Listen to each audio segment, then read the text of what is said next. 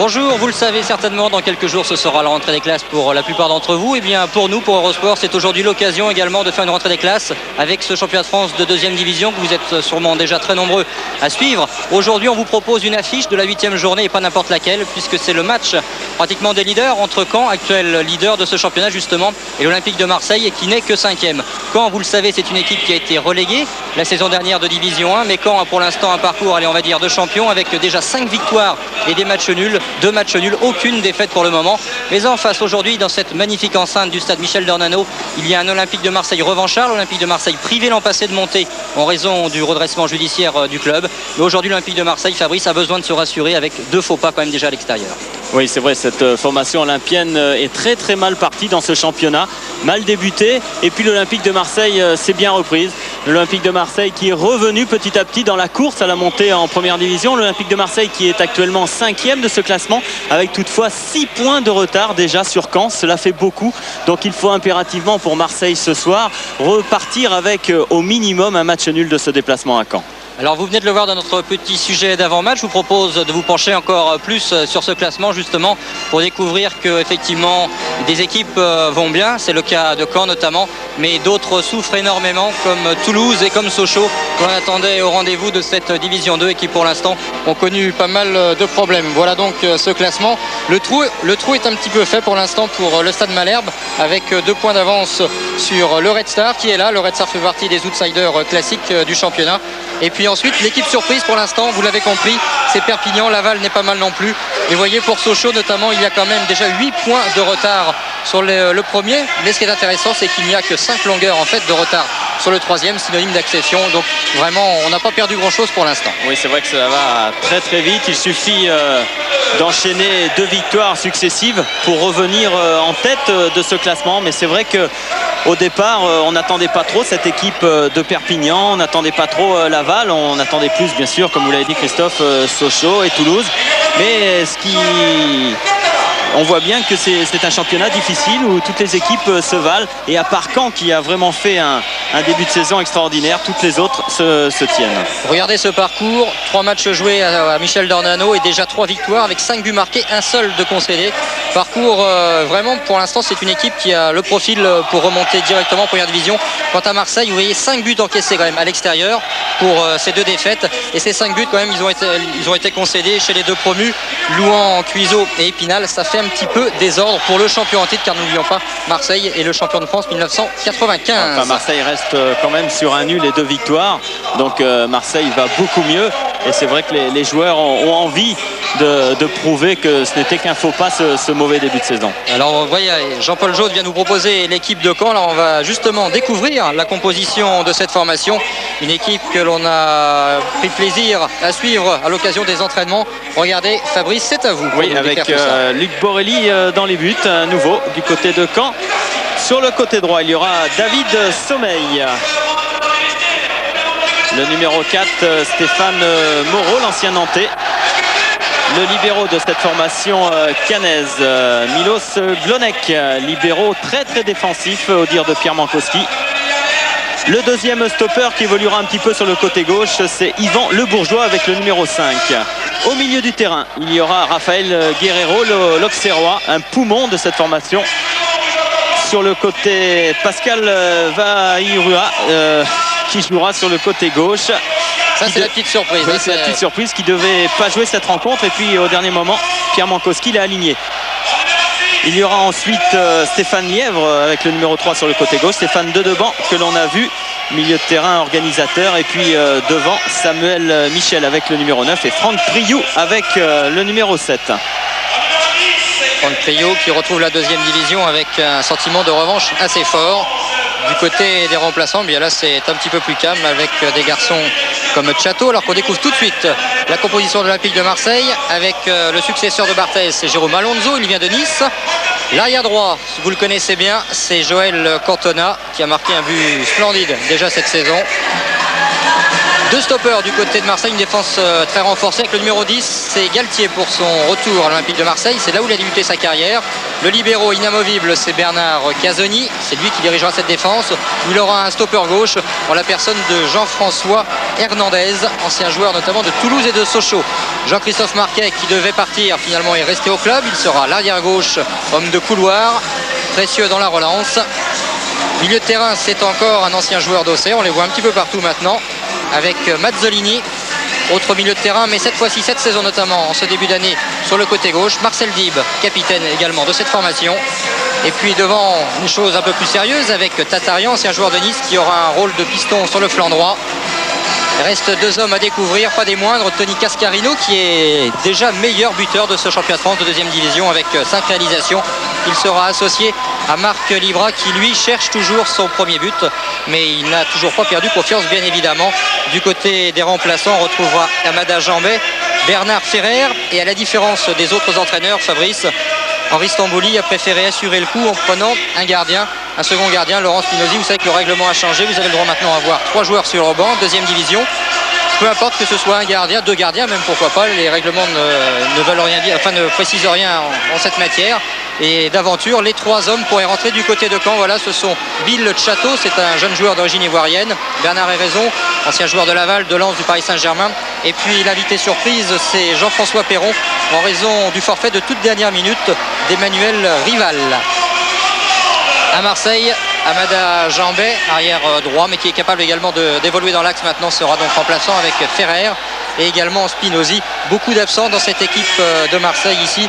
On pense notamment à Jean-Philippe Durand qui récupère de son opération des adducteurs. On pense aussi à Franco Vignola qui sera opéré mercredi par le professeur Franceschi à Marseille. Voici l'arbitre, monsieur Éric Poula, qui a déjà arbitré Marseille cette année. Vous l'avez vu tout à l'heure, on nous a montré Marseille-Le Mans, qui était peut-être l'un des matchs les plus spectaculaires la saison dernière. Et bien Éric Poula a commencé sa saison 95-96 par le match Marseille-Le Mans. Et découvrez cette ambiance au stade Michel Dornano, un stade à guichet fermé avec la Ola. Ouais. Ça commence très très fort pour cette rencontre. Un très beau stade de football, une pelouse parfaite. Et c'est vrai que de jouer dans un tel contexte, eh bien ça donne un élan supplémentaire. Et on a vraiment envie de se donner à fond lorsque l'on voit ce public qui, avant le match, avant qu'il y ait eu du spectacle sur le terrain, commence par faire la Ola. C'est le premier grand rendez-vous, en fait peut-être le premier véritable test pour cette équipe de Caen cette année en deuxième division. Des joueurs en fait qui ont pris conscience de l'importance de ce rendez-vous tout simplement jeudi en venant à l'entraînement. Ils ont découvert une immense queue qui attendait pour acheter les billets. Eh bien ils ont appris que certaines personnes étaient là depuis 6h30 le matin, simplement pour un match de la 8e journée du championnat. C'est quand même proprement exceptionnel. Le voici, le successeur de Fabien Barthez, lourde tâche, mais à la limite il dit je préfère succéder à un homme de grand talent qu'à une brêle. Il n'a pas tort. Oui, il n'a pas tort, mais enfin c'est pas facile quand même de succéder à Fabien Barthez. Bon, il a tout approuvé. Jérôme Alonso, c'est un gardien en devenir. C'est sans doute pour cela que Henri Stambouli l'a choisi plutôt que de prendre un joueur expérimenté. Alors tout à l'heure, je vous promets, on aura un envoyé spécial, très spécial dans les vestiaires de l'OM qui va nous rejoindre. Je ne vous en dis pas plus pour le moment, il faut qu'il franchisse encore les barrages pour remonter, mais il était dans les vestiaires jusqu'au tout dernier moment. Et voici l'invité de dernière heure, Pascal Vieirua. Pierre Mankowski avait caché l'affaire à tout le monde, sauf à ses joueurs. Pascal Vieirua qui a pris tout le monde de vitesse, puisque c'est lui qui va endosser ce numéro 11, victime d'une entorse du genou à l'occasion d'un match à Lorient. Son pied et sa jambe se sont bloqués tout seuls. Et une équipe caennaise qui devient très offensive puisqu'il y aura Vieirua, il y aura Priou, Michel, Dedeban, donc 4 joueurs quand même à vocation offensive. Une équipe de Caen qui va sans doute essayer de partir très vite dans cette rencontre pour essayer de prendre en défaut la défense olympienne dans les premières minutes. La tension qui commence à monter sur ces deux équipes, même si la plupart des joueurs ont pas mal d'expérience. Si vous prenez les deux anciens Auxerrois, que ce soit Guerrero ou Mazzolini, à eux deux, ils ont disputé un nombre incroyable de matchs de première division, mais également des rencontres de Coupe d'Europe. Et notamment les Canets. On l'entendra peut-être tout à l'heure avec Frédéric Vière qui va nous trouver un petit invité. Eh bien, pour eux, c'est un petit peu un match de Coupe d'Europe face à Marseille. Énorme concentration. Il est important d'avoir des joueurs d'expérience comme peut l'être Bernard Casoni pour entourer tous les jeunes, pour les motiver, pour les concentrer encore un petit peu plus, faut leur montrer la voie, ça c'est primordial. Le voici, Pierre Mankowski, souriant, qui dit tout simplement attention, il ne faut pas se tromper, il n'y a jamais que 3 points à prendre dans ce match. C'est vrai que ce sera la même chose face à Épinal ou face à d'autres équipes. Oui, mais psychologiquement, il est quand même très très intéressant de prendre un ascendant sur des formations comme l'Olympique de Marseille, comme Toulouse, comme Sochaux, des équipes que l'on attendait avant ce début de championnat. Je suis avec le capitaine de Caen, Stéphane de Deban. Vous avez déclaré que vous aviez peur d'être grisé par le public. Vous craignez quoi exactement aujourd'hui? Que tout le monde s'enflamme un peu. On sait que ça va être un match difficile. Il faut que tout le monde soit soudé et tout le monde joue ensemble surtout. Des consignes particulières là juste avant le début? Non, c'est un match comme un autre. Il faut qu'on gagne et puis voilà, c'est tout. Merci. Stéphane Dedevant qui faisait partie de ces joueurs qui pensaient que son avenir était ailleurs, n'était pas en 2e division, était en première. C'est vrai que Stéphane Dedevant est un 10, comme on aime les voir jouer, un peu du style de Ziani, de Corentin Martins, un homme capable de faire basculer une rencontre. Eh bien, il a accepté finalement, devant la pression de ses dirigeants, le pari de la remontée directe en division 1, pourquoi pas. Ça, c'est sans doute l'une des plus belles recrues effectuées par Caen. Franck Priou, un habitué des montées, il en a déjà connu 3 dans sa carrière, c'est quand même pas mal. Ah oui, parce que du côté de Caen, on est sûr qu'avec Franck Priou, il y aura beaucoup de buts à la fin de la saison. Et on a vu lors de l'interview de Frédéric Viard la concentration de Stéphane Dedevant qui a dit qu'il n'y avait pas de consigne particulière. Il y a bien sûr des consignes particulières, mais il est tellement dans son match, il est déjà rentré dans le match qu'il en oublie pratiquement ce que Pierre Mankowski lui a dit juste avant et il se concentre pour le coup d'envoi dans une ambiance extraordinaire. Les consignes particulières, ce sera notamment au niveau du marquage de Tony Cascarino qui sera assuré à la fois par Stéphane Moreau et par Yvan Le Bourgeois. Alors que notre invité, notre envoyé spécial est en train de nous rejoindre. Vous le verrez tout à l'heure tranquillement à la mi-temps. Il s'agit de Manuel Amoros. Manuel, bonjour. Alors, si votre micro est ouvert, il est ouvert. Alors, Manuel Amoros, vous êtes un envoyé très spécial dans les vestiaires de l'OM puisque vous venez tout simplement de rejoindre le club. Oui, c'est ça. Oui, j'ai signé la semaine dernière un contrat d'1 an avec l'Olympique de Marseille. Donc, j'ai fait des déplacements un petit peu pour m'entraîner, pour ne pas rester en dehors du groupe. Donc, je vais découvrir mes nouveaux partenaires pour un match. On vient d'entendre les dernières consignes de Caen, qu'il n'y en avait pas forcément, si ce n'est d'être sérieux, du côté des vestiaires marseillais avec Henri Stambouli. Qu'est-ce qui s'est dit juste avant d'entrer sur la pelouse? Je crois que les joueurs, en ce moment, ils manquent un peu de confiance. Donc, ce soir, il y a tous les éléments réunis pour pouvoir faire un très bon match, pour qu'on retrouve la confiance et se rapprocher de Caen qui est en tête de ce classement. Le coup d'envoi donné à l'instant même par Caen avec une première ouverture de Dedevant à destination de Pascal Vayrua qui n'avait pas traîné pour monter. Le duel Vayrua-Cantona va être sans doute très chaud, mais il va y avoir quelques duels très intéressants, notamment Priou qui sera chargé par Galtier et Hernandez, ce sera selon la zone. Oui, d'un côté comme de l'autre, puisque Stéphane Moreau va prendre Tony Cascarino. Et puis Yvan Le Bourgeois prendra lui Marc Libra. Donc une défense à 3 du côté de Caen avec Milos Glonek bien décalé. Et du côté de Lièvre et de son numéro 3, il ira chercher au milieu du terrain Tatarian. Coup franc de Moreau, l'ancien joueur de Nantes, sanctionné immédiatement par Eric Poula. Ce qui va permettre à Marseille de prendre un peu plus ses marques sur cette pelouse. Michel Dornano. Ouais, déjà une équipe cannaise complètement regroupée dès la perte du ballon. On reconstitue le bloc devant ce but pour essayer de ne pas laisser d'espace à cette équipe marseillaise. Stéphane Dedevant, contré par Marcel Dib qui a servi Cascarino, mais ballon contré, récupéré par Tatarian. Tatarian, c'est l'une des forces montantes de cette équipe de l'Olympique de Marseille. Il est en tête dans tous les tests de vitesse, de résistance, capable de courir pendant 90 minutes, mais surtout de courir vite pendant les 90 minutes. Attention à la montée d'Hernandez du côté de Marseille. On cherche la tête de Cascarino, mais la défense centrale de Caen a pu se dégager. Ballon de Dib sur le flanc gauche. Dib qui cherche un partenaire qui va repasser derrière.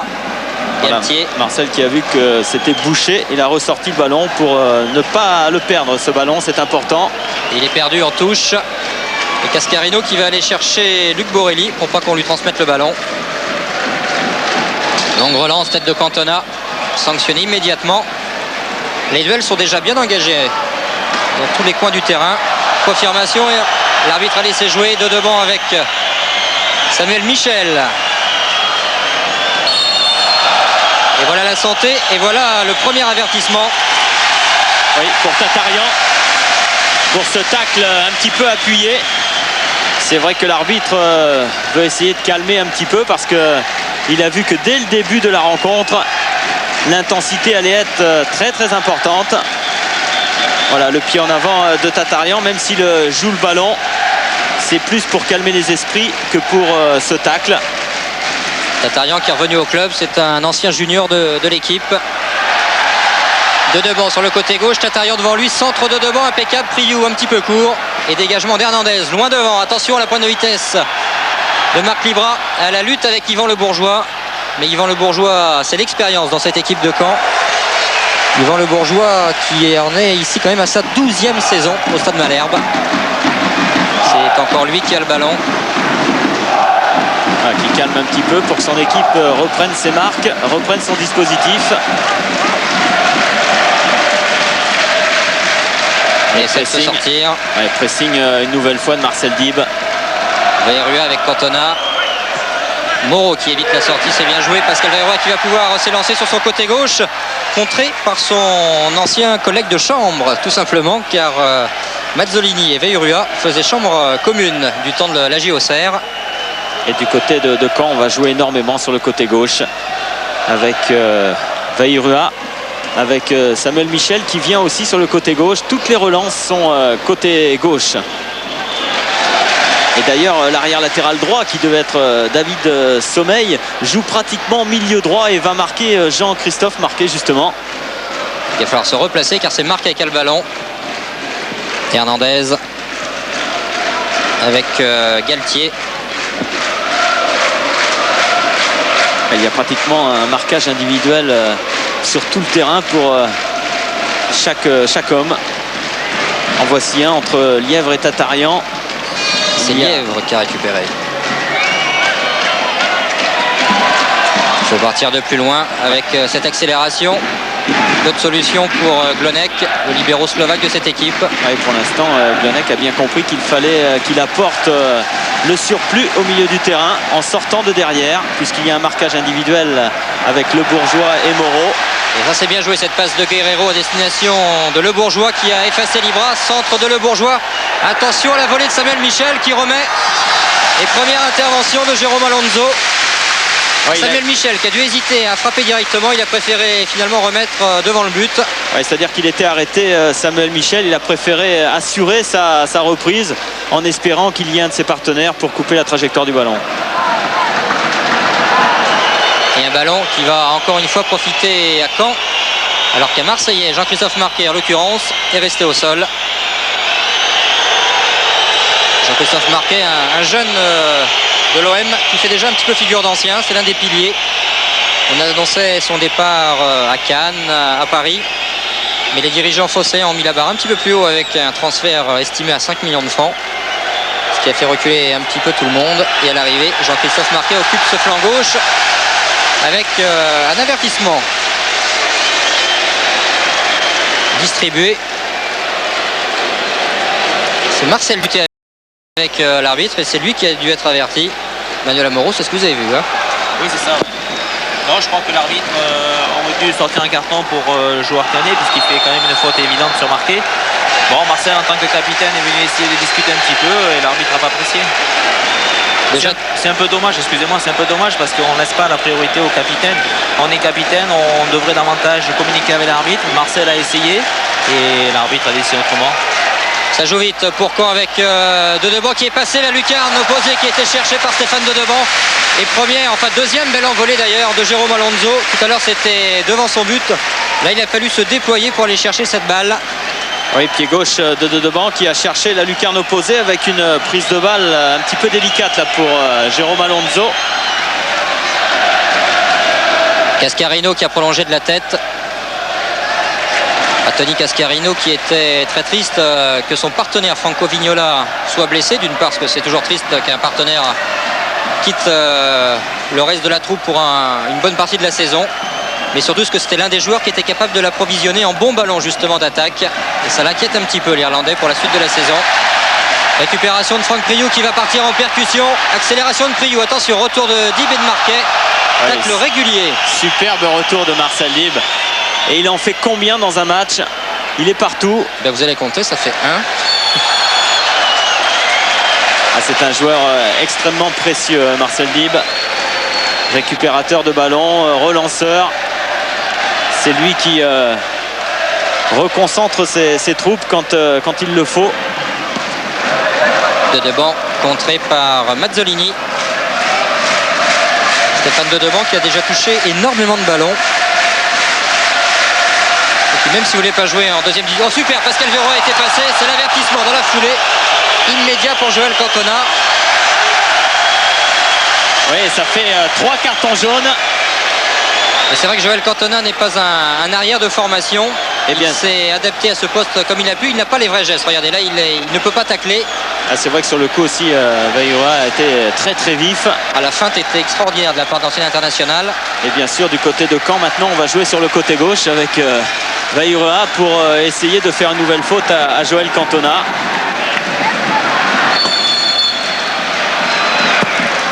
Et ça va passer largement au-dessus. Coup franc manqué par Stéphane de Deban. Il va falloir porter du soutien à Joël Cantona sur son côté droit. Et quand je vous disais que de Deban voulait partir à l'intersaison, eh bien il s'est aussi servi de l'exemple notamment de Fabien Barthez qui lui aussi ne voulait pas jouer l'an passé en deuxième division avec l'OM. Et puis il s'est dit que finalement il pouvait rester aussi au haut niveau dans une équipe performante. Ce qui lui a redonné le moral. Ça a d'ailleurs été le premier à poser son nouvel équipement dans les vestiaires. Le jeu qui s'est décalé sur le côté gauche avec cette touche concédée par Sommeil. Voilà, c'est Marcel Dib qui est allé faire cette touche. Alors attention, à Perpignan, c'était au départ une longue touche qui a permis à Cantona ce ciseau extraordinaire. Ballon prolongé de la tête. En deux temps, attention, Cantona justement. Et Tatarian qui s'est coulé dans la surface. On relance vite avec Lièvre sur le côté gauche maintenant. Stéphane Lièvre qui cherche et trouve Pascal Vaillrua. En appui sur de Deban, c'est bien joué, il y a Guerrero, mais on joue loin devant pour Franck Priou. Priou à la lutte avec Christophe Galtier. Ah dommage, c'était difficile à réussir jusqu'au bout. Ouais, il s'est un petit peu enflammé là quand même, Franck Priou. Voilà ce que craignait justement Stéphane de Deban tout à l'heure avant le match, c'est qu'on se laisse griser. Il aurait peut-être mieux fait de mettre le ballon au sol et de ressortir cette balle. Faute. Franck Priou, né à Marignane, enfin tout à côté. Et qui est l'un des grands supporters de l'OM depuis toujours. Il a toujours été au Vélodrome. Ce soir, il a bien envie que Marseille perde. Casoni en appui avec Marquet qui est passé. Et Dib qui arrive à sauver ce ballon pour Cascarino. Cascarino qui va pouvoir profiter du soutien de Mazzolini. Joël Cantona contré par le retour de Guerrero. Attention, il y a des espaces. Joël Cantona est monté. Oui, derrière, on n'a pas suivi du côté de Marseille. Encore un slalom de Vaillrua qui a l'air très en jambes malgré son entorse du genou. Pascal Vaillrua. Intervention de Le Bourgeois et c'est un nouveau contre. Beaucoup d'espace au milieu du terrain. C'est vrai que c'est parti sur un rythme très très élevé et on a du mal à revenir. Voilà, faute, carton jaune. Et bien pratiquement toute la défense marseillaise va être avertie. Hernandez qui de toute façon est suspendu déjà pour le prochain match pour Marseille-Toulouse que vous pourrez suivre jeudi 31 août à partir de 20h en direct. Faute sur Stéphane de Deban. Monsieur Poula qui a déjà sorti 4 fois son carton jaune. Et oui, parce que les joueurs de Caen pénètrent davantage, vont vers l'avant, ils vont provoquer leur adversaire direct et comme ils arrivent en mouvement, il est évident que pour les défenseurs c'est beaucoup plus difficile à arrêter. Priou qui est venu discuter avec de Deban. Et encore libre Lièvre sur le côté gauche. Ballon difficile pour Alonso, ça passe heureusement pour lui juste au-dessus de sa transversale. Alonso qui manque bien sûr de compétition. Il a quand même disputé, que ce soit en première ou deuxième division, 7 matchs de championnat simplement en 5 saisons. C'est très peu. La saison dernière, il a pratiquement pas joué du tout pendant 7 mois car comme Aloisio, le second gardien à Nice, était blessé, c'est lui qui était le suppléant de Letizy sur le banc en division 1. Et donc absence totale de compétition pour lui, ce qui fait qu'il a quand même besoin de repères encore supplémentaires. Avec de la réussite, Caen s'en est sorti. Guerrero qui peut ouvrir sur Yvan Le Bourgeois. Le pressing une nouvelle fois de Marcel Dib. Il est en jambes, Marcel Dib. C'est pourtant maintenant, cette année, le vétéran de cette équipe avec ses 35 ans. On a du mal à trouver un partenaire démarqué. Ça bouge pas suffisamment du côté de Marseille. Casoni qui a joué avec l'arbitre. Une de réussie. Casoni qui insiste avec Marquet dans le trou, mais Sommeil va peut-être pouvoir récupérer. Bien joué. Très bien joué même pour Guerrero. Et on joue beaucoup plus direct du côté de Caen. Dès la récupération du ballon, en 2 passes, on est du côté de l'Olympique de Marseille. Samuel Michel qui a suivi. Beaucoup plus de rythme. Et c'est encore Marcel Dib qui vient remettre de l'ordre un petit peu dans la maison marseillaise. Oui, et je ne sais pas si Marcel va pouvoir tenir comme ça à 90 minutes. Il faut qu'il soit un petit peu plus épaulé au milieu du terrain. Il faut impérativement qu'un des 2 stoppeurs, ou Hernandez ou Galtier, viennent un petit peu lui porter main forte dans l'axe. Ou alors que Jean-Christophe Marquet participe davantage sur son côté gauche, surtout à la récupération du ballon. Coup franc qui profite à Jean-Christophe Marquet. L'occasion pour Marseille de se remettre en place car c'est vrai que Caen a pris un ascendant pour l'instant. Mais tactiquement, Marseille n'est pas encore tout à fait bien en place. Ils ont du mal à se situer. Ça bouge énormément du côté de Caen avec Priou, Vaillura et puis Samuel Michel. Et il y a toujours un décalage qui se fait.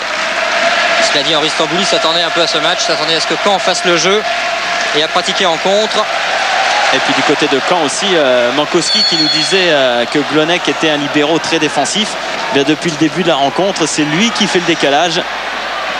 Et il laisse pratiquement ses 2 stoppeurs en individuel derrière. Marcel Dib avec Marquet. De bonne intervention de Sommeil. Ouais, avec un duel Marquet-Sommeil. Mais attention, en ce moment, David Sommeil est militaire. Il est au bataillon de Joinville. Il participera d'ailleurs dans quelques jours aux Jeux mondiaux militaires. Le temps qu'un nouveau ballon arrive, le délégué a perdu sa chaussure en lançant le ballon, ce qui fait rire le public. Mais la défense cannaise est bien en place. Il faut tout de suite se concentrer sur cette touche qui va être effectuée du côté du but de Luc Borelli. Ouais, pas but pur marseillais. Luc Borelli, né à Marseille. Et toujours la même combinaison, une longue touche pour une déviation de Marc Libra, qui est pris par Blonec. Voilà, on cherche Marc Libra au premier poteau, une déviation pour Tony Cascarino ou Cantona au deuxième. Et ça paraît difficile.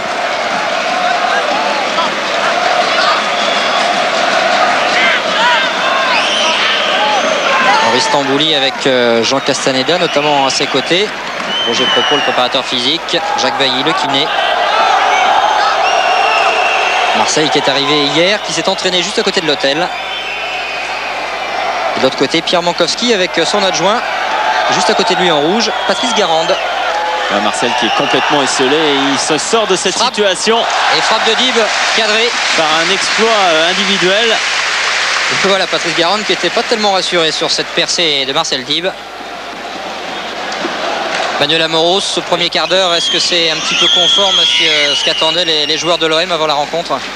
C'est sûr, je crois que quand on est en déplacement, on a toujours tendance à subir le match puisque l'équipe adverse doit faire le jeu. En plus, Caen qui est premier et qui n'a pratiquement que des victoires, essaye de faire le jeu devant son public. Mais on est en train de tenir, si on peut encore tenir une dizaine, une quinzaine de minutes encore, je pense que Caen va baisser un peu de pression et on pourra s'organiser davantage.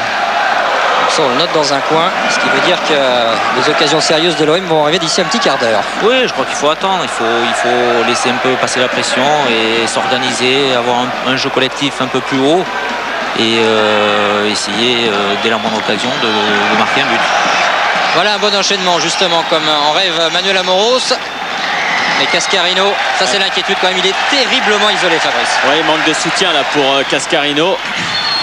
Il y a défensivement du côté de Marseille, on a peur de se libérer un petit peu, ce qui fait qu'on tarde à remonter la ligne défensive, ce qui donne des espaces bien sûr derrière les attaquants. C'est pour ça que Tony Cascarino est un petit peu esselé à la pointe de l'attaque. Voilà, Joël Cantona qui commence à se porter davantage en attaque, mais attention avec Pascal Verrua en contre, la vitesse du Tahitien, le sens du dribble. Ouais, puis il est évident qu'il libère des espaces dans son dos, mais c'est à Galtier de prendre sa place quand Joël Cantona sort comme cela. Il y a un bloc défensif quand même marseillais très dense, avec 5 défenseurs plus 2 défensifs, Dib et Mazzolini. Cela devrait suffire pour récupérer le ballon. Encore une chandelle de Marcel Dib qui a pratiquement touché tous les ballons d'attaque de Marseille, mais également tous les ballons défensifs joués par l'OM.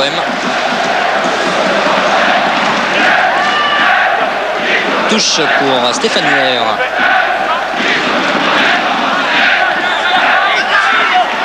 Guerrero repris par Cascarino, ça va repartir vite avec Mazzolini et Marcel Dib encore une fois dans l'axe.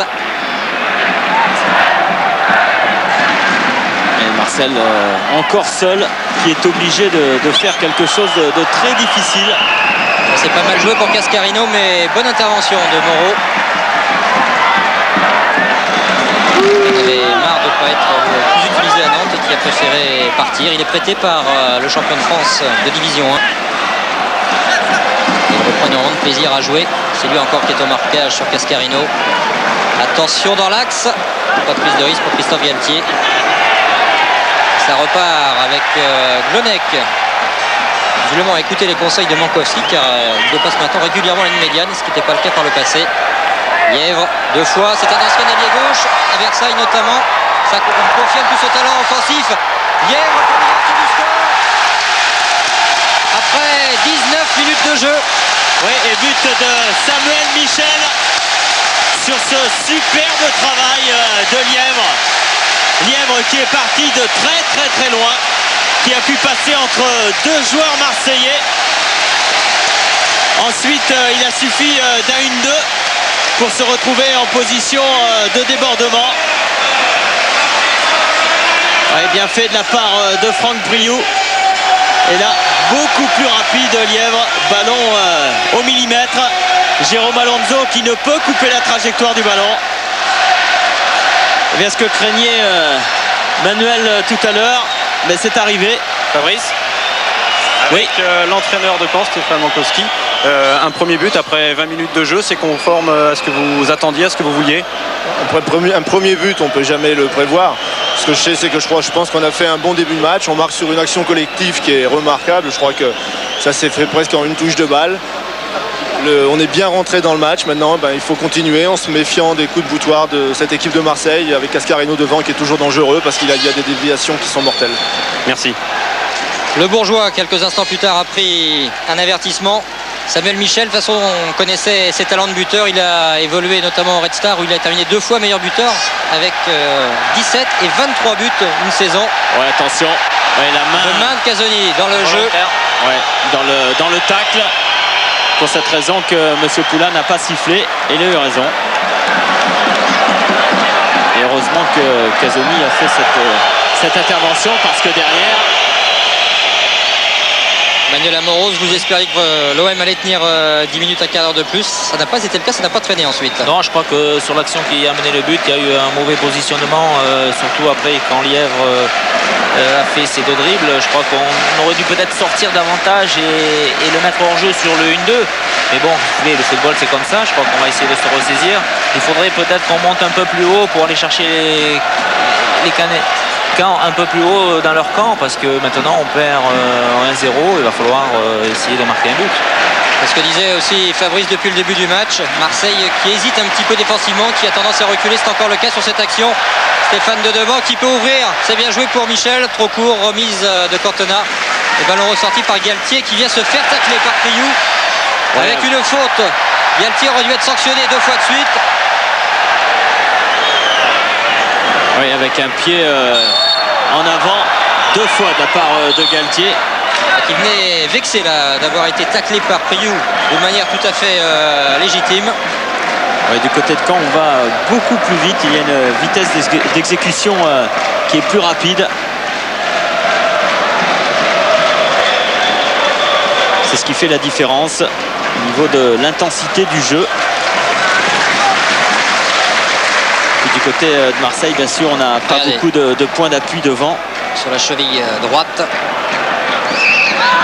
L'arbitre ne l'a pas vu. C'est reparti pour l'OM avec Mazzolini sur Dib. Le ballon à l'axe est quand même très fourni du côté de Caen. Difficile de trouver Cascarino. Et c'est reparti en contre avec Sommeil. Et côté marseillais, les attaquants commencent à avoir un petit peu de mal à revenir, comme Marc Libra ou Tony Cascarino. Mazzolini avec Casoni.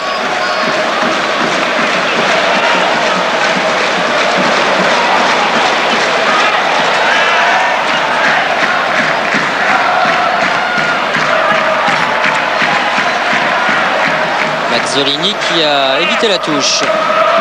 Libra. Séance de dribble pour Libra et l'engagement un petit peu trop important de l'attaquant marseillais fait que M. Poula a préféré siffler coup franc.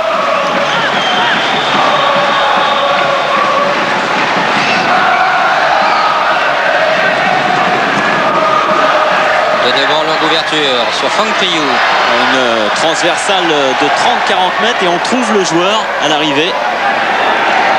En difficulté devant Sommeil, qui s'en sort bien. Ce qui oblige toute l'équipe de Marseille à revenir et ensuite à remonter la totalité du terrain. Et physiquement, c'est dur. Voilà, bon décalage avec Joël Cantona, mais ils sont déjà 6 du côté de Caen en défense, si ce n'est 7. Il faut en profiter beaucoup plus rapidement que cela. Beaucoup de générosité actuellement dans cette équipe normande. Sommeil avec Glonek, qui était le joker de Caen l'an passé. C'est un joueur du Slovan Bratislava, international slovaque, et qui a joué quand même 2 ans en Italie à Ancône. Ballon trop long pour Stéphane Nièvre, qui a créé le surplus à l'occasion du premier but à la 19e minute. Il s'est bien engagé. C'est lui qui a donné le ballon à Samuel Michel. On joue énormément en profondeur du côté de Caen. C'est vrai qu'il y a les possibilités aussi. Il y a les possibilités pour jouer court, mais il y a les possibilités pour jouer très long. Puisque souvent, que ce soit Franck Priou ou Lièvre qui vient de derrière, propose une solution longue aux joueurs de savoir choisir la bonne. Sortie de Luc Bourrelli. C'est vrai aussi que Marseille n'a pas tous ses atouts offensifs aujourd'hui. On pense également à Nenad Biekovic Junior qui est en délicatesse avec sa cheville. Il n'a pu être aligné que 2 fois depuis le début de la saison avec Cascarino. Ferreri n'a pas été convié au déplacement. Il sera même suspendu pour Marseille-Toulouse. Après, les solutions sont rares, surtout que Franco Vignola, je vous le rappelle, sera opéré mercredi à Marseille par le professeur Franceschi. Des ligaments croisés du genou.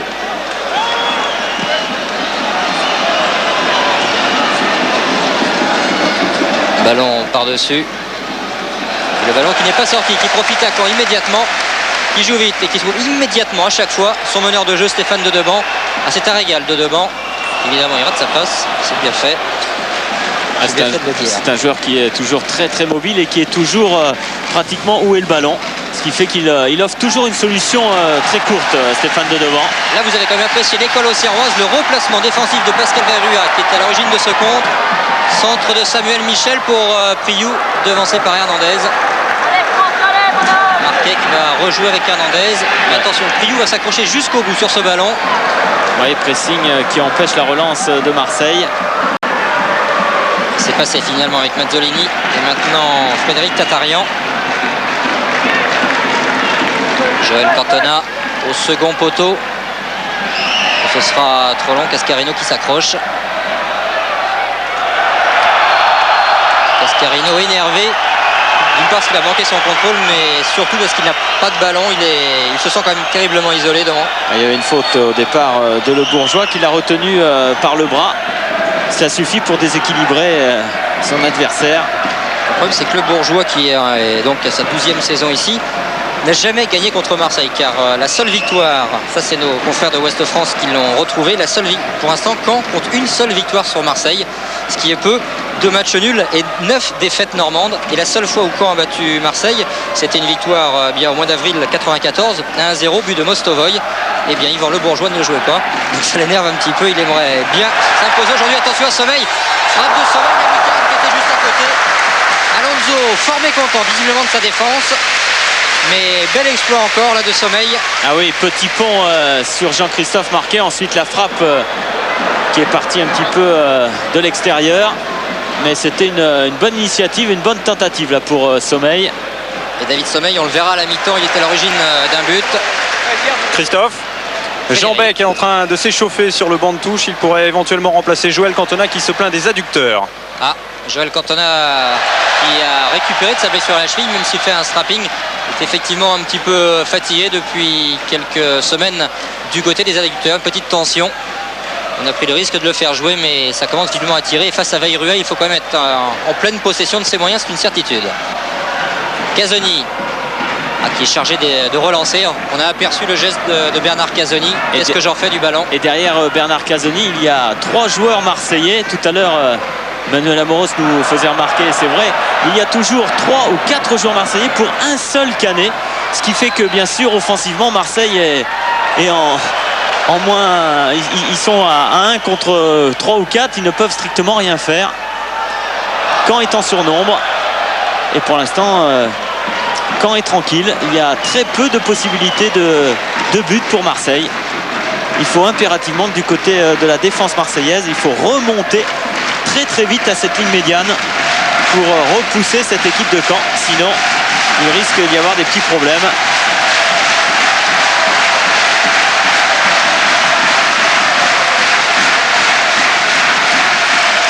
Et vraiment très très belle ambiance à ce stade Michel Dornano. Le public normand est un public réputé et il tient tout à fait ses promesses, alors que le changement est confirmé par Henri Stambouli. Joël Cantona ne peut pas tenir et il va céder sa place à Amada Jambet. Amada Jambet qui était titulaire en fait au poste d'arrière droit la saison dernière avant d'être blessé, de souffrir justement d'une pubalgie. Il a été opéré de cette pubalgie et il revient dans le groupe. Le voici, Amada Jambet, qui a quand même joué 25 matchs de championnat l'an passé et qui est déjà rentré 2 fois cette saison en cours de match face au Mans et face à Perpignan. Et bien ça fera une 3e, prenant la place de Joël Cantona. Cascarino, tout de suite marqué par Moreau. Cascarino, comme il s'ennuie à la pointe de l'attaque, redécroche. Cascarino voilà, qui s'élance au sein de la défense. Marcel Dib l'a vu, mais difficile de lui transmettre le ballon. C'est bien fait pour Mazzolini qui va tenter de frapper. Frappe de Mazzolini. C'est le but de Luc Borelli. On a du mal à déstabiliser la défense de Caen. On est obligé de tenter ce genre de frappe. Un petit peu arrêté. Difficile pour Mazzolini. Fabrice, je suis avec Joël Cantona. Joël, un début de match difficile face à des Canets très accrocheurs. Ah mais ça on le savait, donc on est bien placé, tout ça. Bon, il marque sur une belle action, mais bon, nous on est en retard, on laisse 2 mètres à Priou alors qu'on doit y être dessus sur le coup. On évite des occasions de but. Bon, on l'a pas bien fait, mais ceci dit, ils ont marqué un but sur une action très bien construite, mais bon, il y a des possibilités parce que cette défense elle est faible de Caen. Il y a des possibilités, il faut qu'on ose plus. Justement, c'est quoi les possibilités? Les possibilités, de toute façon, c'est le contre. Le contre, on a vu en 2-3 possibilités qu'on pouvait aller très vite sur leur but, puisqu'ils se replacent pas très vite. Donc il faut sortir vite le ballon dans la seconde partie pour pouvoir attaquer à 3 contre 3 ou voire 4 contre 3 ou 4 contre 4. Merci. Mais pour réussir dans Paris Entreprise, c'est ce qu'on disait tout à l'heure Manuel Amoros et Fabrice Poulain, eh bien, il faut que les joueurs montent, et pour l'instant il y a quand même une réserve presque obligée de la défense marseillaise qui va être encore mise à contribution sur ce coup franc avec le pied gauche de Vairua. Personne n'a plongé, si ce n'est Galtier. Ce sera une touche, non, sauvée par Jambet, touche un petit peu plus loin. Pour sa rentrée, Amada Jambet va être gâté avec Pascal Vairua. Surtout que Caen ne va pas manquer de jouer justement sur ce côté. Galtier encore de la tête, Vairua à nouveau avec de Deban. Très bien vu de la part de Deban d'écarter sur l'autre côté. Sommeil qui est passé et Priou qui a cru au moment qu'il allait être signalé hors jeu. Il était couvert par Amada Jambé qui était resté derrière. Et voilà ce dont parlait Joël Cantois tout à l'heure. Maintenant il n'y a plus grand monde de toute façon car la défense marseillaise remonte vraiment tout tranquillement. Difficile d'être en bonne position. C'était encore du 2 contre 5. Oui, il faut impérativement que Marseille ressorte le ballon beaucoup plus vite et que les joueurs montent beaucoup plus rapidement pour qu'il y ait une densité beaucoup plus importante. Sinon c'est pratiquement impossible pour Cascarino, Libra de pouvoir faire quelque chose, ou vraiment sur une faute du défenseur normand sinon. Jambet, attention à la pression de Veirua. Il a ressorti ce ballon sur Tatarian. Un petit peu effacé pour l'instant Tatarian et manque de ballon. Peut-être aussi venir les chercher. La solution n'est pas facile pour l'instant pour l'OM. Dès qu'il y a une solution longue, il y a une récupération de la part des joueurs de Caen. Oui, encore une 2. Samuel Michel est en confiance. Il en était à 3 buts avant cette rencontre, il en est à 4. Voici le nouveau président de Marseille, Jean-Michel Roussier. On a vu Franck Priou qui était tout seul au milieu de 3 joueurs de Marseille. Et pourtant, Marseille joue avec un libéro, avec 2 stoppeurs, avec des arrières latéraux. Bernard Casoni. Cascarino qui descend de plus en plus. On le voit maintenant régulièrement dans le rond central.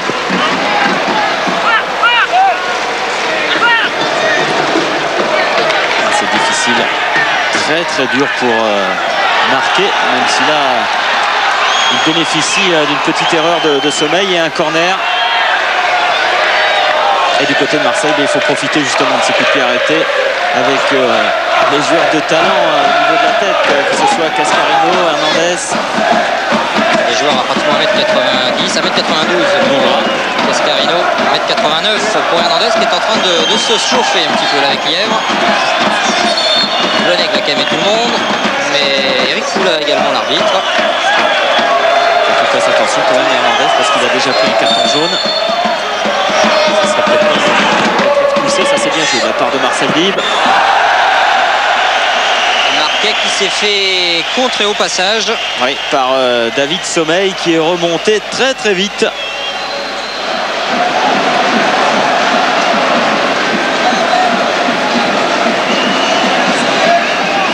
Le ballon dans les nuages. Et Jean-Christophe Marquet lui qui reste au sol. Peut-être en retombant éventuellement. Alors Manuel Amoroso, il reste quoi, une dizaine de minutes dans cette première période. Un petit peu d'inquiétude quand même sur la façon dont joue, non pas votre future équipe, mais votre nouvelle équipe, au moins pour les contres. Bah oui, un peu d'inquiétude parce que on n'arrive pas à faire tourner la balle, on n'a pas beaucoup de solutions. Je crois que les joueurs devraient se mettre un peu plus en mouvement par rapport au porteur du ballon et essayer de prendre les espaces pour que quelqu'un s'engouffre de l'autre côté. Je crois que quand c'est vrai, se place très bien, monte très vite, joue maintenant le contre. Donc c'est à nous maintenant à venir prendre le ballon, essayer d'organiser et essayer de marquer un but parce qu'on est en train de perdre 1-0. C'est vrai que si le résultat restait en l'état, Caen marquerait des points, marquerait son territoire surtout, c'est ça qui est important. Caen est leader du championnat, Caen effectue un test important aujourd'hui avec la visite de Marseille. Référence quand même, même si l'effectif a été pas mal changé, avec notamment principalement le départ de garçons comme Germain Devolf et Fabien Barthez. Marquet qui a récupéré et qui concède la touche.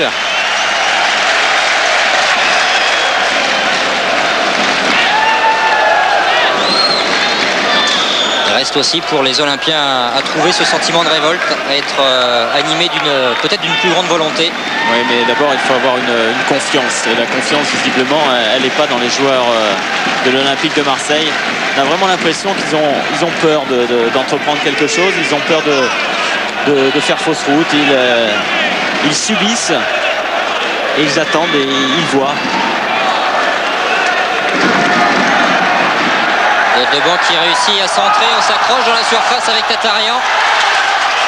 C'était limite. Plusieurs joueurs sont tombés, Lièvre notamment, Samuel Michel également. Et je suis pas convaincu qu'il ne s'est pas passé quelque chose sur cette action. On va voir ça au ralenti. Au départ, Tatarian pris de vitesse, accroche un tout petit peu le joueur de Caen. Lièvre et Michel. Mais bon, c'était quand même difficile de siffler penalty. But 2 contre 4 et frappe écrasée, manquée même de Marc Libra. On repart vite avec Priou, Veyrua maintenant, intervention de Casoni. Accélération de devant et faute d'Amada Jambet qui va prendre lui aussi son carton jaune. Oui, le premier tacle d'Amada Jambet. Ah, il n'est pas bon d'être arrière latéral droit. De devant, en pleine vitesse, c'est vrai que le ballon était complètement passé. Alors attention à ce coup franc avec la montée de Lièvre, la montée de Moreau. Et peut-être même, comme la confiance est du côté de Caen, de devant peut peut-être prendre sa chance directement aussi. Il a mis bon nombre déjà de coups francs directs dans sa carrière. Oui, ou de devant, ou Pascal Veyrua au deuxième poteau de son pied gauche. C'est pour la lucarne, non, en bas, mais c'est à côté. Alonso qui n'est pas très content de son mur. Ah, il était dessus de toute façon, il était sur la trajectoire. Il n'a pas pris de risque. Et il a eu raison. Qui est un gardien explosif, Jérôme Alonso. Pas du tout le même style que Fabien Barthez, mais qui a des arrêts réflexes assez étonnants. Et regardez le repli défensif, comment il s'effectue. C'est Samuel Michel qui a repoussé ce ballon de la tête. Mazzolini avec Tatarian, avec l'effet, le ballon pour revenir pour Cascarino. Et Samuel Michel qui joue en troisième stopper maintenant. Et qui va ensuite aller reprendre sa place devant.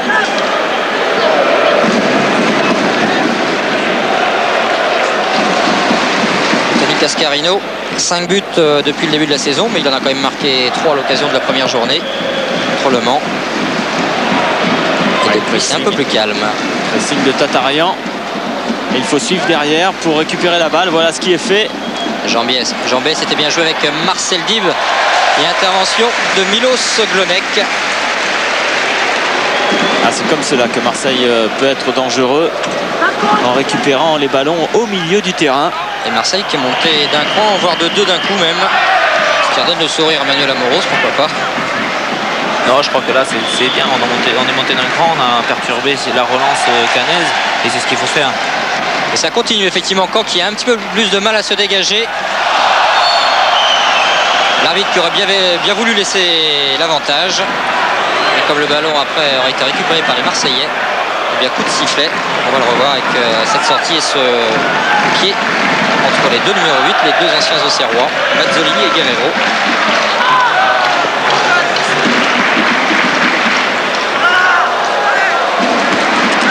Casoni.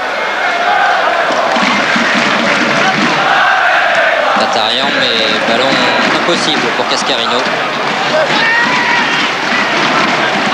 Les 5 dernières minutes de cette première période. Toujours ce score de 1-0. But inscrit à la 19e minute de jeu. Pourtant par Samuel Michel, son 4e but de l'année. De devant, Casoni qui va avoir la pression avec le retour de Veyrua. Bonne relance d'Alonso. Faute de Stéphane Moreau. S'est appuyé sur Tony Cascarino.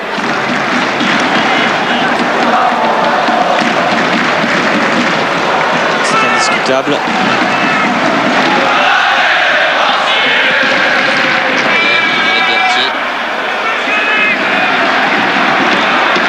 Sur le côté gauche. Là maintenant il faut qu'il apporte le décalage. Il n'y a pas beaucoup de solutions. Surtout pas perdre le ballon dans cette zone-là. Alonso ne doit pas prendre le moindre risque. Avec Casoni, regardez Samuel Michel qui vient contrarier la relance. Et Hernandez a beaucoup de mal quand même pour enchaîner 3 passes directement dans les pieds. Intervention de Lièvre, sanctionné.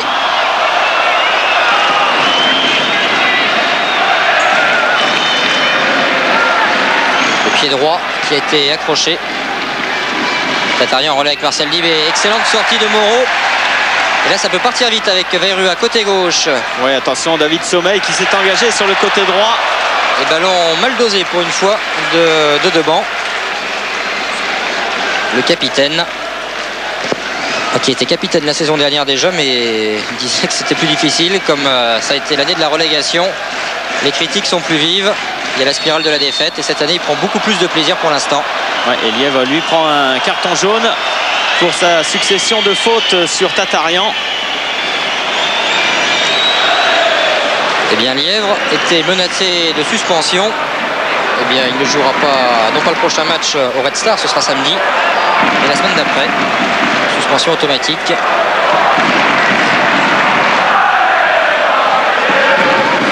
Marcel Dib avec Christophe Galtier à ses côtés. En profondeur sur Tatarian, mais ballon trop vite perdu encore une fois. Verrua qui est redescendu avec Deban. Verrua. Bonne intervention de Galtier. Il ne faut pas perdre de ballon. Difficile quand même pour Cascarino d'aller briller sur ce genre de balle. Et même sans briller, être efficace devant le but, avoir un soupçon de danger pour le gardien adverse.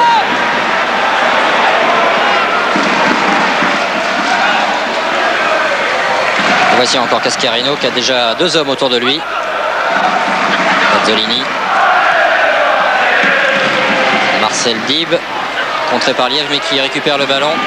Et ce sera pour Milos Glonek, qui a voulu jouer fort dans les pieds de Marcel Dib, qui récupère encore peut-être une possibilité pour Marseille. Au mieux ce sera le corner, et au pire ce sera le coup franc.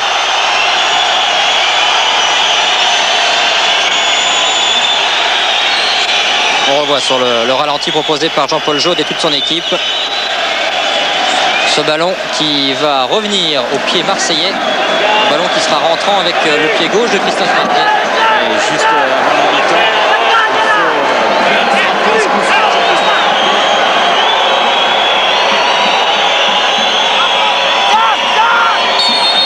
Aurélie qui s'active dans son but. Attention, ce ballon qui voyage. Et la tête. Est-il rentré ou non? Oui, avec une faute d'Hernandez. Ça, c'est pour compenser le coup franc sifflé pour Marseille, pour Marcel Dib. C'est vrai que la faute n'était pas évidente. Et là, l'arrêt de Luc Borelli entre les jambes. Le ballon n'est pas rentré. Mais de toute façon, l'arbitre avait signalé une... Alors que c'est en train de dégénérer malheureusement sur le terrain. Avec Yvan Le Bourgeois, on était en train de regarder le ralenti. Yvan Le Bourgeois qui s'énerve après Marcel Dib, ceinturé par Luc Borelli. Oui, visiblement, il y a eu des mots entre Marcel Dib et Yvan Le Bourgeois. Ça fait 10 ans que les deux hommes se côtoient, donc il se peut aussi qu'il y ait un petit différend qui reste entre les deux hommes depuis quelques saisons, pourquoi pas. Yvan Le Bourgeois fou furieux. À la petite gifle, peut-être que n'a pas apprécié Le Bourgeois, le temps qui continue de monter. Et Cascarino qui vient essayer de le ceinturer. Alors que va faire l'arbitre? J'ai l'impression qu'on se dirige peut-être vers une expulsion. Beaucoup d'inquiétude. Carton rouge. Exact. Et Carton rouge de l'autre côté aussi, j'ai l'impression. Pour Tony Cascarino. Ah, c'est incroyable. Ah, ça, c'est une grosse erreur. Tony Cascarino qui est quand même parti. Manuel Amoros Et en plus, ceinturé. Cascarino qui partait d'un bon sentiment. Ah oui, pour qui est venu pour calmer Yvan Le Bourgeois, pour en tous les cas que l'affrontement n'aille pas plus loin. Et tout ça, c'est parti de petites erreurs. Bon, tout le monde peut en faire. Je crois que quand on voit les images, Le Bourgeois il vient chercher un petit peu, il vient pousser Marcel Dib qui riposte un petit peu. Bon, je crois que regardez, ça continue encore. Je crois que Le Bourgeois devrait se calmer. Et je pense à mon avis que l'arbitre a fait une erreur de sortir Cascarino, puisque lui il était mêlé à rien du tout dans ça. Il a essayé de séparer Le Bourgeois et Marcel Dib pour que tout le monde revienne au calme. De toute façon, s'il a à sortir deux joueurs, c'est Marcel Dib et Yvan Le Bourgeois, si vraiment il veut sortir des joueurs. Absolument. Yvan Le Bourgeois qui n'est toujours pas calmé. Tony Cascarino qui rentre aussi au vestiaire. Tony Cascarino qui disait de toute façon si on perd, je rentre à la nage, je suis pas loin de chez moi. est très déçu car il n'y était pour rien dans cette affaire. Responsabilité partagée entre Yvan Le Bourgeois et Marcel Dib, ça c'est clair, mais l'arbitre qui s'est trompé, ça arrive, mais c'est dommage car... Non, ça ne devrait pas arriver justement. Oui, mais ça Parce arrive. que nous on est en haut dans les tribunes, on voit, l'arbitre il peut voir aussi, il y a les arbitres de touche qui peuvent voir aussi, qui a vraiment rien à voir, Cascarino, dans cette affaire. Donc je pense que les arbitres et surtout les délégués qu'il y a sur le banc qui devraient prendre un peu plus conscience et qu'il faut qu'ils révisent un petit peu plus au niveau des consignes. Voilà, Jean-Paul nous a refait voir, Manuel, l'altercation entre Marcel Dib et Yvan Le Bourgeois, et on a vu... C'est vrai que Cascarino il repousse brusquement Le Bourgeois, mais je pense que c'est dans un bon sentiment, c'est pas dans un sentiment où il va chercher la brutalité. Alors pour la suite bien sûr de la rencontre, du côté marseillais, on se prive d'un attaquant. L'attaquant, pratiquement le seul attaquant qui pouvait être dangereux, il reste Marc Libra. C'est-à-dire Le Bourgeois avait déjà notamment un carton jaune. Dib également, c'est sans doute Marcel Dib qui aurait dû être expulsé s'il y a un Marseillais qui devait l'être. En tous les cas, le score est toujours le même.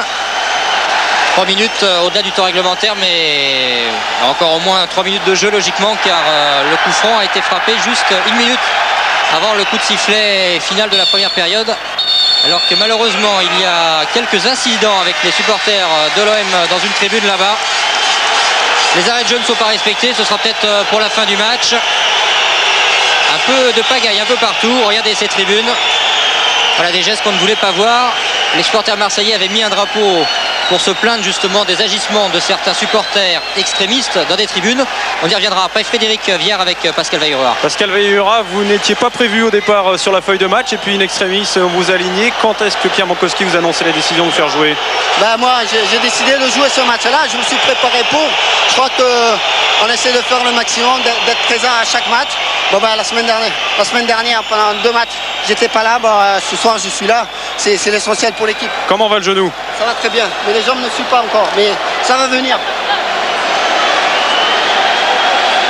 On revoit le départ de Stéphane Yèvre sur cette action. Accélération, il dit 2 joueurs, mais c'était un ailier, on vous l'a dit, à Versailles. L'appui sur Franck Priou et ensuite la conclusion de l'action qui va être remarquable. Oui, c'est sur la passe en profondeur que la défense de Marseille est un petit peu trop en retrait.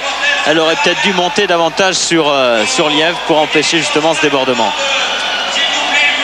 Et c'est donc Caen qui mène 1-0 à la mi-temps face à l'Olympique de Marseille. Un expulsé de chaque côté. Pour l'instant, un but en faveur du Stade Malherbe. Un but qu'on vient de revoir, Xavier Michel. Le voici, Manuel Amoros, le joker de l'OM. Enfin non, pas le joker d'ailleurs, car vous étiez au chômage. On en parlera dans quelques instants. On marque une petite page de pub. Et puis on se retrouve avec vous, Manuel Amoros. À tout de suite.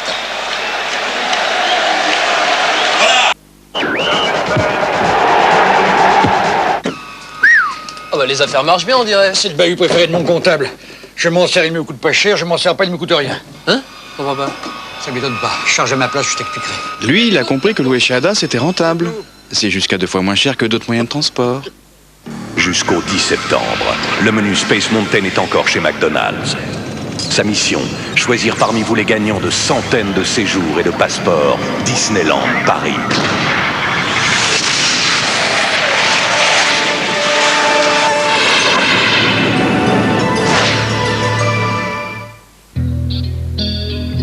La fureur de vivre, c'était toute sa vie. Il adorait les voitures.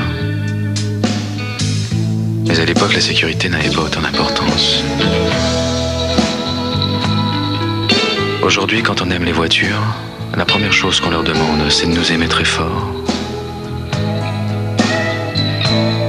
Opel Corsa, elle m'aime autant que je l'aime. Le baume après rasage Nivea For-Men hydrate, protège, apaise et laisse la peau naturellement douce. Nivea For-Men pour être bien dans sa peau d'homme.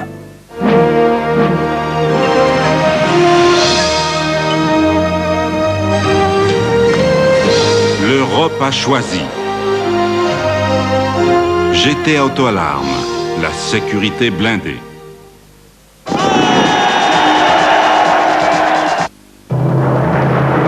Eurosport Live. Voilà, on se retrouve au stade Michel Dornano, c'est la mi-temps dans cette enceinte. On est en train de retrouver un petit peu le calme du côté des tribunes. Et puis nous, on retrouve notre invité, Manuel Amoros. Alors Manuel, on va déjà faire une première analyse sur cette première mi-temps. Marseille vous inquiète un petit peu pour l'instant quand même? Vu la première mi-temps, oui, parce qu'on n'a vraiment pas joué du tout. On a balancé que des ballons sur la tête de Cascarino. Il était esselé devant et il n'avait aucune solution. Donc dès qu'il déviait un ballon, c'était pour un joueur de Caen. Je pense qu'on a trop reculé, on n'a pas essayé de faire bloc, de venir embêter Caen et les empêcher de développer leur action. J'espère qu'on va pouvoir se rattraper en deuxième mi-temps et qu'on va monter d'un cran pour essayer au moins de revenir à la marque. Et juste avant le repos, la sortie de Cascarino, ça c'est quand même... Oui, c'est un coup dur parce que d'une part, comme on disait tout à l'heure, Cascarino n'était pas impliqué dans cette action. Il est venu, c'est vrai, assez fort repousser le Bourgeois, mais je crois que c'était dans une bonne intention. Bon, maintenant l'arbitre a décidé, peut-être avec son juge de touche aussi, qui a peut-être indiqué que Cascarino était venu pour essayer de provoquer le Bourgeois. Non, je crois que maintenant, bon, c'est passé, il faut oublier, il faut se remettre dans le jeu, dans le match et revenir au score pour nous. Alors, Manuel Amoros, on parle de Cascarino, donc on parle de but. On a une rubrique habituelle sur Eurosport. Il s'agit de notre classement du plus beau but, en tous les cas celui le plus fin, pas forcément le geste le plus beau, mais il y a pas mal de critères qui sont retenus. On va découvrir notre sélection, on a manqué 7 journées. Et bien, je vous propose de partir déjà à la découverte de la présélection. C'est parti. Ça commence avec Fabien Tissot, le joueur d'Épinal, à la deuxième journée face à Marseille. Regardez un peu l'intelligence de la talonnade, c'est fait exprès. Marcel Guibre au premier poteau est surpris. Ensuite, on se retrouve ici au stade Michel Dornano. L'ouverture de David Sommeil pour Franck Priou. C'était face à Mulhouse, un but de la deuxième journée également. Extérieur pied gauche, lucarne, impeccable. Alors, c'est un petit peu sombre. C'était Laval avec Stéphane Pédron. Frappe impeccable sous la transversale. Un match de la 4e journée comme cette rencontre disputée par Sochaux. Et l'intérieur pied droit pour Lionel Prat. Le ciseau, le fameux, celui de Joël Cantona qui prend un petit peu mal la balle, mais à l'arrivée c'est pas mal quand même. C'est dans les buts de Perpignan. Et puis enfin le 6e et dernier dans la présélection, celui de Bernard Maraval de Sochaux face à Épinal. Pas mal non plus, voilà donc pour la présélection. On va découvrir le premier podium de la saison. On va commencer par Joël Cantona. Simplement parce qu'il n'a pas pris la balle parfaitement, ce qui va l'obliger à s'entraîner pour en faire un autre cette saison. Ça l'embêtera comme ça. But de bronze pour l'instant, Joël Cantona. Mais il monte très très haut, de manière plus orthodoxe. On a apprécié également pour le but d'argent l'accélération tout d'abord de David Sommeil. Grand pont, il efface 2 joueurs. Le 3e pour donner à Franck Priou. Franck Priou qui fait dans la simplicité avec un extérieur pied gauche lucarne. Simplicité, je pense pas. Je crois que la simplicité c'était de frapper du pied droit. Là, il a recherché son meilleur pied et il a mis un superbe extérieur. Extérieur pied gauche pour Franck Priou, but de bronze, but d'argent pardon. Et le but d'or, on a aimé cette astuce de Fabien Tissot à l'occasion de la deuxième journée. Revoyez bien sur le ralenti, vous allez voir le geste de Tissot qui regarde vraiment où tout le monde est placé. Petite talonnade, il y a beaucoup de réussite, mais à l'arrivée, ce geste permet pour l'instant à Fabien Tissot d'être le leader de notre classement du but d'or. Un classement qui avait été remporté l'an passé par un joueur de Marseille, Jean-Marc Ferreri, qu'on salue au passage comme tous ceux qui ne sont pas là. On va revoir là le but qui a été dans un premier temps de façon refusée. Le ballon qui ne rentre pas, a priori, il est sous Luc Borelli sur ce coup de tête de Jean-François Hernandez. Il ne franchit pas du tout la ligne, hein, le ballon. Et ensuite, ce sera l'incident. On va marquer une nouvelle page de pub et puis après, on prendra vraiment notre temps pour discuter avec Manuel Amoros et Fabrice. A tout de suite.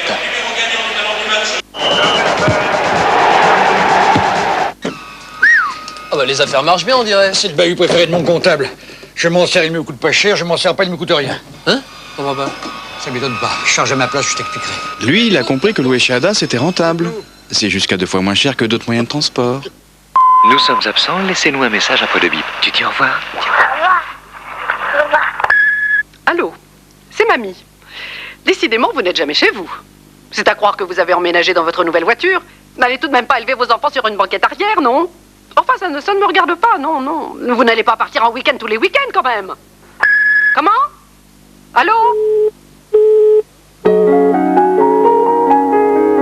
Laguna Nevada, c'est fou la place qu'elle va prendre dans votre vie. Jusqu'au 10 septembre, le menu Space Mountain est encore